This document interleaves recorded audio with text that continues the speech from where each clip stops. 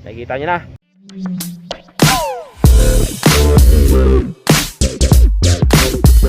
Alright, so guys, dito tayo ngayon sa Epic Park Tourist. Napakaganda dito. Susulitin muna natin to dito. Ito yung mga view rito sa overlooking. So,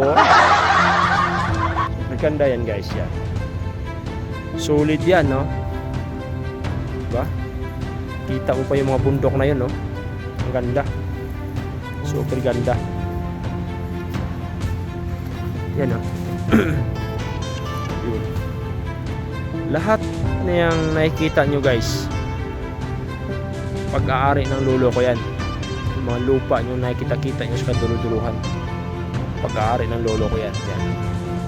Diyan sa baba may pools yan dyan. Dito may pools yan dito, oh. Diyan banda sa baba may pools yan. Pero naman syempre dahil nandito tayo, hindi mawala yung coffee natin, right? Coffee natin, black coffee. Tapos yung kabundukan na yun, oh, yun, ang sarap puntahan doon. Yung dulo na yun, yun. Sarap yun puntahan. Kaya napakaganda. Tapos dito, yan. Tapos dito naman, kagubatan na yan. Kagubatan talaga yan. Hindi mawala. Tapos ngayon parang nag-iiba yung panahon, kaya ang ganda ng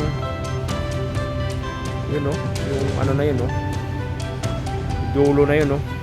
Super ganda, diba? Nakikita nyo yung kabilang bundok.